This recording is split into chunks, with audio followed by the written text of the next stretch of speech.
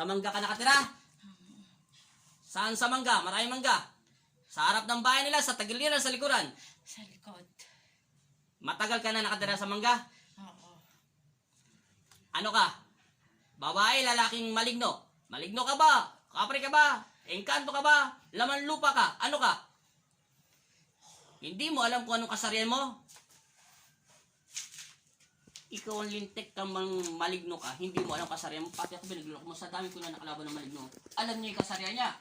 Sasagutin mo, papaputol ko yung puno doon sa likuran mo. Gusto mo akong pumutol yon? At wala kang bahay? Aalis ka na ron. Naintindihan mo? At huwag mo nang babalikan yung anak niya. Naintindihan mo? Bakit hindi ka nakikipag-usap sa akin na maayos doon sa spiritual na doon? Bakit? Mahina ba ang kanyang kaluluwa? Sinasagot? Mahina ba ang kanyang espiritu kaya hindi kita makausap doon na maayos? Oo. Bakit hindi siya nagdarasal? Hindi. Bakit ka sumanib sa loob ng katawan ng anak niya? Mahina siya. Mahina ano pa? Mahina siya. At ano pa? Mahina siya. Gaano kahina ang kanyang puso? Mahina. May sakit ba siya sa loob ng katawan niya? Anong sakit niya? Galit. Galit ano't ba? Galit. Kaya ka sumanib sa kanya. Oo.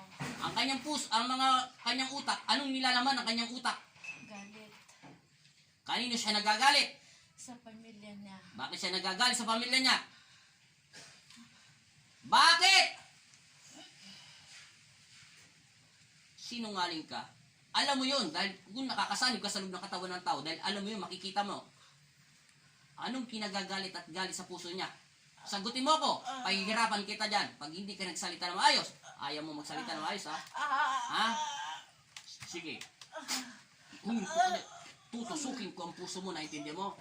Ha? Uubusin ko ng hininga mo, naintindihan mo? Hindi kita sasaktan, di ba sinabi ko sa'yo kung magkakipagsalita ka ng maayos, ha? Naintindihan mo? Umayos ka! Kung ayaw mong pahirapan kita. Ngayon, tatanungin kita ulit. Pag hindi ka sumagot, bubutasin ko yung lalamunan mo. Naintindihan mo? Nakikita mo tong kanang kamay ko? Nakikita mo? Ilang liwanag ang nilalabas niya? May nakikita ang liwanag na nilalabas niya? Susugat ko sa katawan mo yon. Tanda mo. Ang tanong ko na lang, kung hindi ka tao at sinabi mo nilalang ka ng demonyo, anong klaseng demonyo ka? Ikaw ba engkanto, laman lupa, maligno, o kapre? Ano ka? Isa! Ano ka nilalang? Laman ko pa. Laman lupa ka. Lalaki ka o babae? Lalaki. Kung kanina mo pa sinabi, hindi ka pa nahihirapan. Naintindihan mo? Gagaling ang anak niya, naintindihan mo? Huwag mo nang papakialaman. Kukunin ko ang kaluluwa niya, naintindihan mo? Wala kang karapatan. Naintindihan mo? Bakit mo siya nililigaw at nililigaw ang kanyang isipan? Bakit? Anong gusto mo? May gusto ka ba sa kanya? Ano ka, bakla? Wala. Gusto mo lang sirain ang kanyang paniniwala at pananampalataya sa aming Ama. Huwag ka nang pupunta sa puno mo. Naintindihan mo? Oo. Sa kalilipat. Alayo. Siguraduhin mo lang. Pag bumalik ka doon, tanda mo, mismo akong unang puputol sa puno ng binabahayan mo. Naintindihan mo? Huwag ka magtulog-tulugan dyan. Hindi nakikinakausap mo ako, huwag mo tinutulugan, ha? At alam ko hindi ka naman makakaalis dyan. Wala pa akong inuutos. Naintindihan mo? Ilan liwanag sa paligid mo? May nakikita ka wala? Ilan?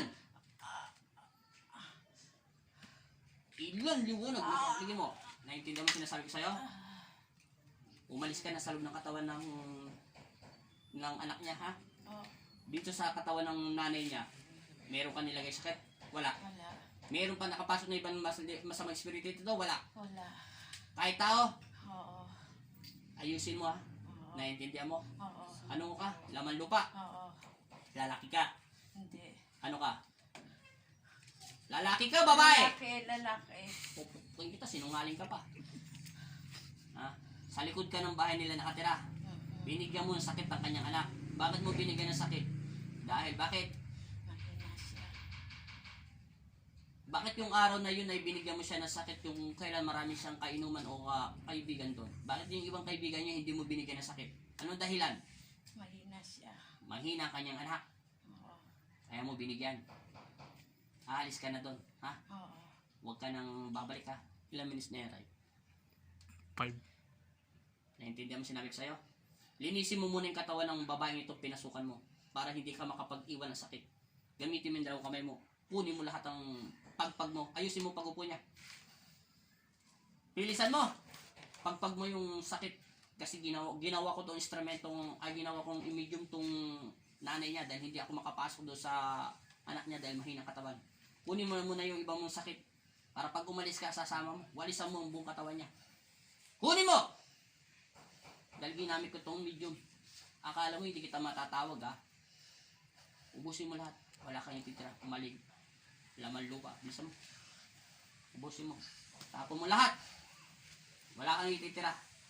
Pagka ihip ko nito, aalis ka rin. Naintindihan mo? May isa akong salita. Pag ikaw nagkamali, ako mismo puputol sa bahay mo. Naintindihan mo? Kung hindi ka nakikialam ng tao, hindi kita sasaktan. Naintindihan mo? Huwag mo nang uulitin yun ha. Kahit kaninong tao sa mundo ha. Manahimik ka. Kung makakakita ka ng taong kulang sa pananampalataya sa aming Ama, wala ka pa rin karapatan ha.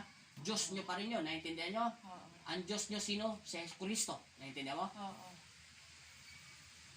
Tagal mo pang sabihin kung anong nilalang ka. Hindi ka tao. Maligno ka. Saan ka nakatira? Sa ilalim ng puno. Sa bangga ka nakatira. Ilang minutes na, Ray? 6. Alis ka na ha. Oo.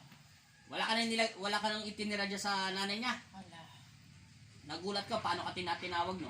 Akala mo hindi kita matatawag sa ibang katawan. Basta kadugo niya. O pwede. Naintindihan mo? Diyan ka nagkamali. Ha?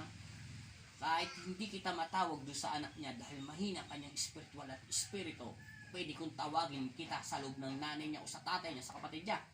Dahil iisa pa rin ang dugon, tinatalaytay niya. Naintindihan mo? Bakit kita natawag ng ganong kabilis? Hindi mo alam? Dahil hawak kami ng Panginoong si Kristo. Hawak kami ni Jesus. Tayo ay pantay-pantay lang pagmamahal natin ng Ama sa lahat ng kanyang anak dito sa lupa. Nagkakaintindihan tayo? Huwag ka nang babalik ha. Huwag kang babalik sa lugar nila. Naintindihan mo? Pumunta ka sa malayo. Tanda mo sinasabi ko sa'yo. Kung hindi, mabawasan ko ang hininga mo. Gusto mong patay na lang kita rito? Gusto mong patayin kita rito? Ayusin mo lang. Uubusin ko ang lahi mo. Naintindihan mo? Pag inulit mo pa yan. Umalis ka na sa katawan nito ha? At umalis ka sa anak niya. Naintindihan mo? Huwag mo nang gagambalain ang kanyang utak ha? Huwag mo siyang padadala kung saan-saan ha? Naintindihan mo? Tanda mo, tatawagin kita kahit sa kalupalop ng buong Pilipinas. Matatawag kita. Sa pangalan ng Ama, ng Anak at Espiritu Santo. Masamang Espiritu, umalis ka sa katawan ng taong ito. Sa pangalan ni Jesus. Amen. Ama Jesus, Amang Nazareno, kami ang iyong mga anak. Yan kami sa panganib at masamang espiritu. Binigyan mo ko ng kapangyarihan, kaya kayo po muna sa aming buhay. Amen. Sa pangalan ng Ama, ng Anak at Espiritu Santo, pinalalayas kita sa katawan ng taong ito. Sa pangalan ni Jesus. Amen. Layas. Gumising ka sa pangalan ni Jesus. Tinatawag ko mismo ang iyong kaluluwa at bumalik ka sa iyong katinoan at isip at puso, kung di ang Panginoong Kristo ang mangunat maghari sa iyong buhay. Amen.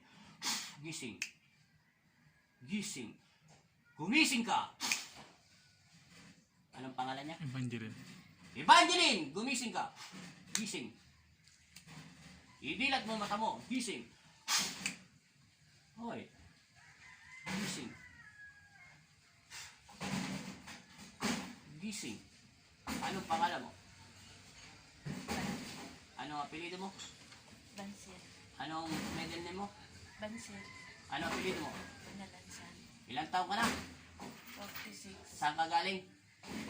De La Paz. De La Paz? Paz. Wala ka nakita? Ilang minutes na yan, Ray? 9:30. Anong pakiramdam mo? Nalalambot ako. Nanlalambot ka? May nakita ka maligno? May nakita ka? Sa mangga. May nakita ka maligno sa mangga? Sa mangga? Kaninong mangga yon? Bahay niyo ba yun o hindi? Parang malapit sa lugar niyo? Saan? Sa harapan ng bahay niyo? Sa likuran ng bahay niyo? Saan niyo nakita? Malaking tao siya? Gano'n lang kalaki yung laman lupa? Malit lang siya. Gano'n nga kalaki? Gano'n kalit? Malit lang. Kasing laki ng bote? O kasing laki ng posporo? Kasing laki ng 1.5 na coke? O ano? Bote lang. Pangit? Mm-mm. Maligno? Malaking tenga. Malaki tenga? Ano yung klase yung maligno? Malaking tenga, matulis, ano pa? Matulis. Ang mukha niya, ano? Nakakatakot ba? Basal-sal ba? Parang sinuntok yung mga kilay o ano ba? Ano? May nakita ka? Ngayon mo lang nakita yon? Mm-mm. Nakakaramdam ka na takot sa kanya? Nakakita ka na ng maligno? Eh, sinabi mo kanina, maligno yun eh. Laman lupa yun. Nakita mo ni laman lupa? Yun ang sobrang bala sa anak mo. Mahina ang spiritual ng anak mo. Kaya tinawag ko at ginawa kitang medium. Kailangan ko gawin yun kasi hindi niya aalisin kasi meron siyang ginawang kasalanan dyan. Hindi ko na tinanong. Alam mo kanina pinapagpag ng anak mo? Alam mo yung mga pinagsasabi mo? Magaling ka na. Ano pakaramdam mo? Malambot. Malambot ka. Ilang minutes na yan, Ray? 11 po. 11. Stop mo muna yan. Okay na.